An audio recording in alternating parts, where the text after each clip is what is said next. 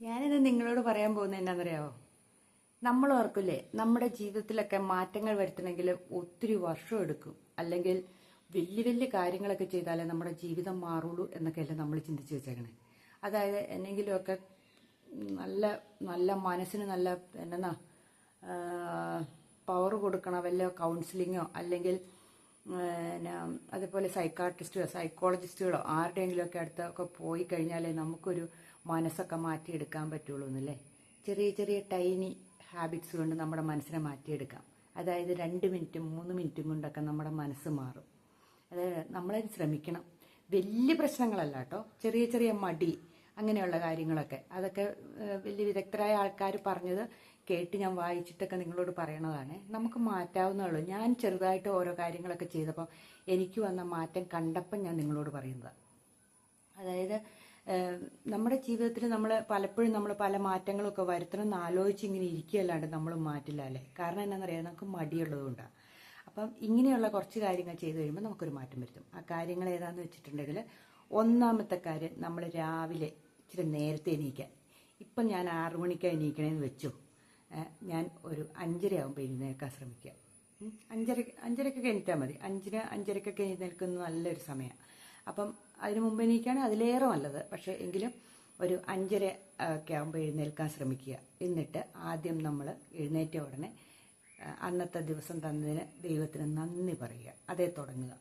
അത് ദൈവവിശ്വാസികളാണെങ്കിൽ അങ്ങനെ, അല്ലെങ്കിൽ അവർ അതിൻ്റേതായ എന്താണെന്ന് വെച്ചാൽ നല്ല താങ്ക്സ് എന്തെങ്കിലും യൂണിവേഴ്സിനോടെങ്കിലും പറയുക. നമുക്കൊരു നേരം വെളുത്ത് കാണാനുള്ള അനുഗ്രഹം തന്നില്ല. എത്രയോ പേര് രാവിലെ എഴുന്നേൽക്കാത്തവരുണ്ടല്ലേ. എത്രയോ പേർക്ക് പകൽ വെളിച്ചം കാണാൻ പറ്റാതെ കിടക്കുന്നവരുണ്ട്.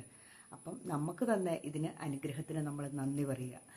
രണ്ടാമത് ചെയ്യേണ്ടത്, എഴുന്നേറ്റ ഉടനെ തന്നെ നമ്മുടെ ബെഡ്ഷീറ്റൊക്കെ ഒന്ന് നേരെയിട്ട് പില്ലോയൊക്കെ ഒന്ന് നേരെ വെച്ച് നമ്മൾ പുതപ്പൊക്കെ ഒന്ന് എടുത്ത് മടക്കി നല്ല ഭംഗിക്കൊക്കെ ഒന്ന് വൃത്തിക്ക് വയ്ക്കുമ്പോഴത്തേനും നമുക്കൊരു കോൺഫിഡൻസ് ഉണ്ടാകും. എന്നിട്ട് നമ്മൾ നേരെ പോയി നമ്മുടെ ചുറ്റുമുള്ള ജനലൊക്കെ ഒന്ന് അങ്ങ് തുറന്നിടുക. ആ രാവിലത്തെ ആ തണുപ്പുണ്ടല്ലോ, തണുപ്പും ഒരു ചെറിയ കാറ്റും ഒക്കെ കൂടെ നമ്മുടെ മുറിയിലേക്ക് കയറി വരും. എന്നിട്ട് പതുക്കെ പോയി മുഖമൊക്കെ കഴുകി പല്ലൊക്കെ തേച്ച് പുറത്തിറങ്ങി കുറച്ച് എക്സസൈസൊക്കെ ചെയ്യുക. ഇതിനെല്ലാം എക്സസൈസ് ചെയ്യാൻ മാത്രം വേണമെങ്കിൽ ഇച്ചിരി സമയം എടുക്കും. പക്ഷേ ബാക്കിയുള്ളതിനെല്ലാം 2 മിനിറ്റോ 3 മിനിറ്റോ ഒക്കെ മതി നമുക്ക്. ഇനി എക്സസൈസ് അപ്പോൾ ചെയ്യാൻ താല്പര്യമില്ലാത്തവരാണെങ്കിൽ ഒരു 3 മിനിറ്റെങ്കിലും കണ്ണടച്ചിരിക്കുക. കണ്ണടച്ചിട്ട് നമ്മളെ തന്നെ ഒന്ന് ശ്രദ്ധിക്കുക. പിന്നെ നമ്മൾ അടുത്തതായിട്ട് ചെയ്യേണ്ടത്, നമുക്ക് എന്തൊക്കെയാണെന്ന് ചെയ്യാനുള്ളതെന്നുള്ള ടു ഡു ലിസ്റ്റ് ഉണ്ടാക്കി വെച്ച് പഠിക്കുക. അത് തലേദിവസം എഴുതാം, അല്ലെങ്കിൽ അന്ന് രാവിലെ എഴുതാം. നമുക്ക് തലേദിവസം എഴുതുവാണെങ്കിൽ നമുക്ക് രാവിലെ തന്നെ അതൊന്ന് എടുത്ത് നോക്കുമ്പോൾ തന്നെ നമുക്ക് മനസ്സിലാകും എന്തൊക്കെയാണ് നമ്മൾ ചെയ്യാനോ ഉള്ളതെന്ന്. പക്ഷെ നമുക്കൊരു കാര്യമുണ്ടല്ലോ, നമ്മൾ ടു ഡു ലിസ്റ്റ് എഴുതുമ്പോൾ ഉണ്ടല്ലോ, ഒരു 10-30 കാര്യങ്ങൾ ചെയ്യാനുള്ള എഴുതി വെച്ചേക്കും. ഒരു കാര്യവും നടപടിയില്ല കേട്ടോ. നമുക്ക് 3 കാര്യവും 4 കാര്യവും അതിൽ എഴുതി വയ്ക്കുക. 4 കാര്യത്തിൽ കൂടുതൽ പോവുകയും വേണ്ട. ഒരു 4 പ്രധാനപ്പെട്ട ഒരു 4 കാര്യങ്ങൾ, പെട്ടെന്ന് ചെയ്യാനുള്ള കാര്യങ്ങൾ 4 എണ്ണം എഴുതി വയ്ക്കുക. ഒന്നെങ്കിൽ ഏതെങ്കിലും ബില്ല്, ഇപ്പോൾ ഒക്കെ ഓൺലൈനാണല്ലോ, അത് അടയ്ക്കാനുണ്ടോ എന്ന് നോക്കുക. അത് അതിൻ്റെ ഡെഡ് ലൈനായിട്ട് വന്നിരിക്കുകയാണോ എന്ന് നോക്കുക. അതല്ലെങ്കിൽ രാവിലെ എന്തെങ്കിലും കാര്യങ്ങൾ ആരോടെങ്കിലും എന്തെങ്കിലും പറയാനുണ്ടെങ്കിൽ അത് വിളിച്ച് പറയാനുള്ളതാണെങ്കിൽ അത് ചെയ്യുക. അതല്ലെങ്കിൽ എന്തെങ്കിലും ഒരു പണി രാവിലെ ചെയ്യാൻ ആരെങ്കിലും ഏൽപ്പിക്കാനുണ്ടെങ്കിൽ അത് ചെയ്യുക. അങ്ങനെയൊക്കെയുള്ള കാര്യങ്ങളില്ലേ. അതേപോലെ എന്തെങ്കിലും രാവിലെ ഉണ്ടാക്കാനുള്ള ഫുഡൊക്കെ ആണെങ്കിലും അതിൻ്റെ പെട്ടെന്നൊരു ഓർഡർ ഇത് എടുത്തു വെക്കുക. ഇത്രയൊക്കെ ചെയ്താൽ മതി. അന്നത്തെ ആ ഒരു കാര്യമായി. നമ്മൾ കണ്ടിട്ടില്ലേ, ചിലർ അപ്പം ചെയ്യാനുള്ളതായിരിക്കും പാത്രമൊക്കെ കഴുകുക എന്നുള്ളത്. അതവിടെ കൂട്ടിയിട്ട് പിന്നെ നമുക്ക് എടുത്താൽ പൊക്കാത്ത ആ വാഷ് ബേസിൻ നിറച്ച് പാത്രമായിട്ട് കിടക്കണം കാണാം.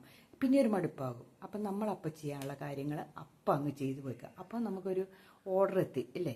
പിന്നെ നമ്മൾ എന്നാ പറയണേ, അന്നത്തെ കാര്യം പിന്നെ ഒരു പുഞ്ചിരിച്ച മുഖത്തോട് കൂടിയിരിക്കുക.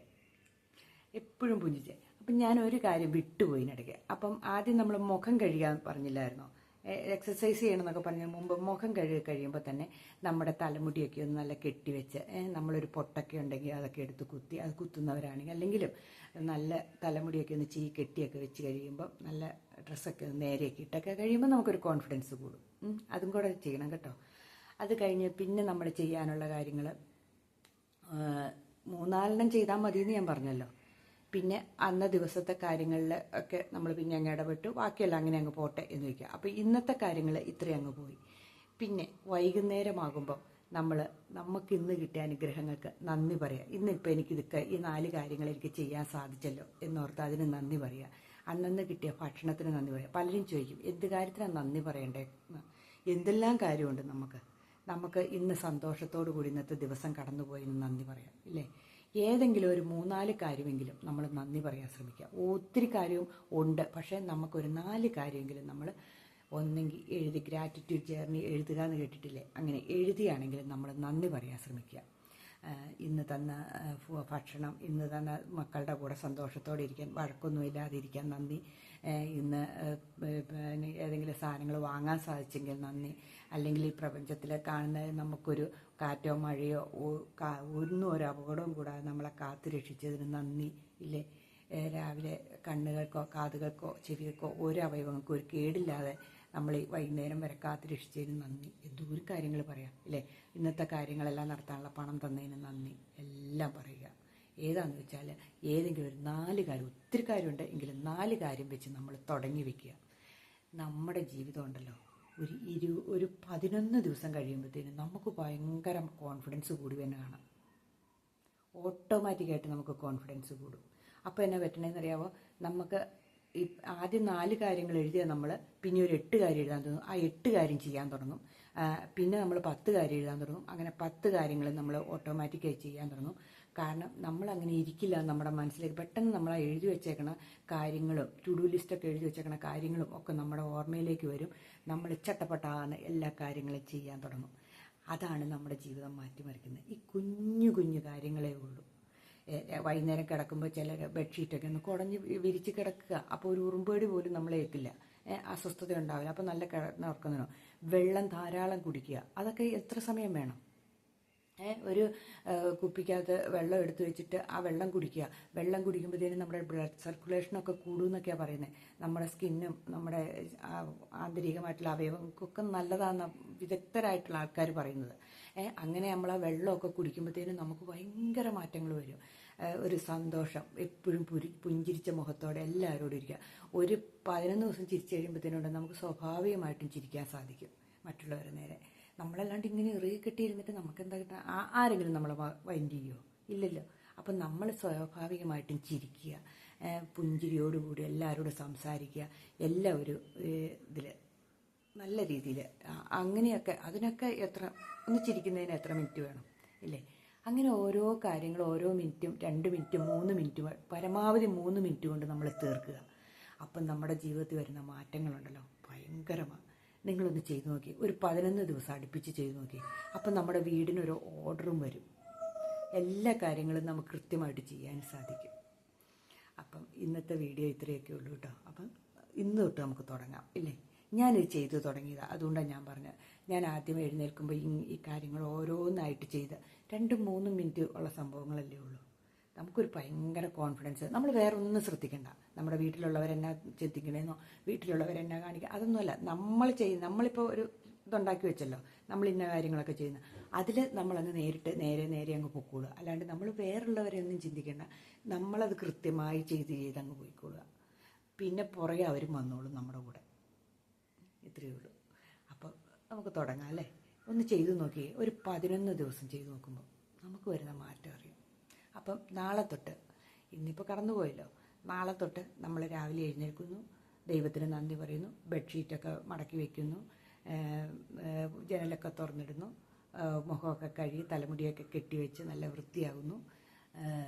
എക്സസൈസ് ചെയ്യാൻ പറ്റുന്നവർ അത് 3 മിനിറ്റിലൊന്നും തീരില്ല. ടു ഡു ലിസ്റ്റ് ഉണ്ടാക്കി എഴുതി വെച്ചേക്കണതൊക്കെ നോക്കുന്നു. ആ 3 കാര്യങ്ങൾ അന്ന് പ്രധാനമായിട്ട് ചെയ്യുന്നു. ഞാൻ ഒന്നോടെ പറയുന്ന കേട്ടതല്ല, അതെല്ലാം ചെയ്യുന്നു. അപ്പോൾ ചെയ്യേണ്ട കാര്യങ്ങൾ ചെയ്യുന്നു. അന്നത്തെ ദിവസം അങ്ങനെ അങ്ങ് കടന്നുപോയി. പിന്നെ കുറച്ച് കാര്യങ്ങളൊക്കെ കാണുമല്ലോ, പാത്രമൊക്കെ കഴുകാണ്ട് അപ്പം കഴുകി വയ്ക്കുന്നു. എല്ലാ കാര്യങ്ങളും അപ്പം ചെയ്യുന്നു.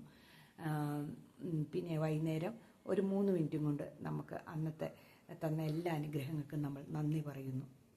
നമ്മുടെ ജീവിതം സക്സസ് ആയിക്കൊള്ളുന്നേ കൊച്ചു കാര്യങ്ങളിൽ കൂടിയാണ്. 2 മിനിറ്റ്സും 3 മിനിറ്റ്സും കൊണ്ട് നമ്മുടെ മനസ്സ് തന്നെ നമുക്ക് മാറ്റിയെടുക്കാൻ പറ്റും. എത്രയോ ഈ വിദഗ്ധരായിട്ടുള്ള ആൾക്കാർ മുഴുവൻ പറയുന്നതല്ലേ 2 മിനിറ്റ് മതി 3 നമ്മളൊന്ന് ചേഞ്ച് ചെയ്യാൻ 2-3 മിനിറ്റ് മതി. നമ്മൾ തുടങ്ങി വെക്കുക. തുടങ്ങാതിരുന്നിട്ടാണ് നമുക്ക് ഈ ബുദ്ധിമുട്ട്. അപ്പം എല്ലാം ഒന്ന് അടുക്കി ഓർഡറാക്കി അതാത് സ്ഥാനത്ത് സ്ഥിരം ഓരോ സാധനങ്ങൾ എല്ലാ സ്ഥാനത്തും ഇരിക്കുകയൊക്കെ ചെയ്യുമ്പോൾ ഉണ്ടല്ലോ നമ്മൾ ഒരു കോൺഫിഡൻസ് ഉണ്ടായി വരും.